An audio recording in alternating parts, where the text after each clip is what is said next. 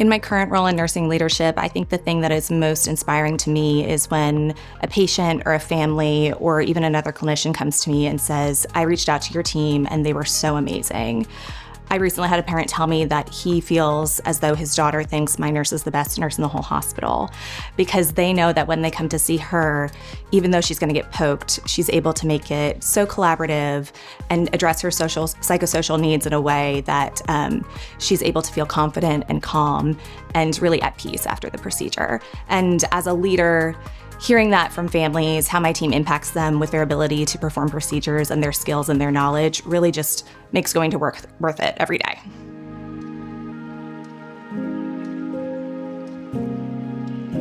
Vascular preservation, especially for our pediatric patients.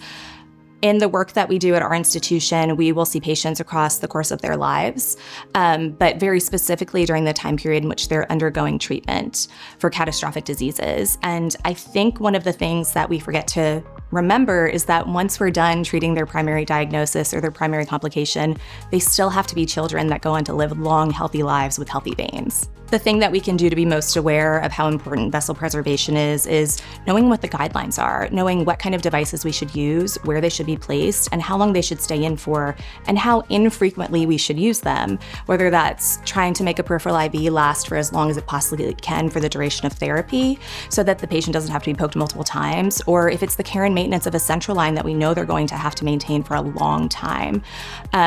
Having the ability to maintain these devices so we don't have routine reinsertion and infusing the right medications through them when we need to,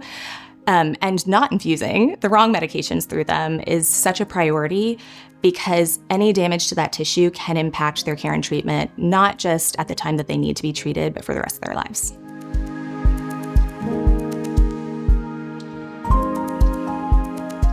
The recommendation that I would make for better patient outcomes is definitely to collaborate. I think working with an interdisciplinary team, especially as a bedside nurse, is so important.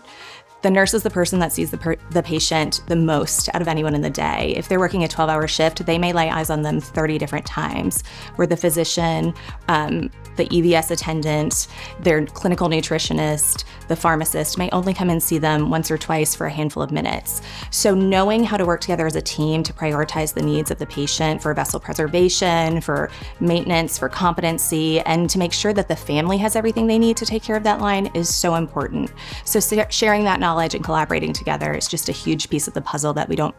necessarily realize as bedside nurses what an impact we have on.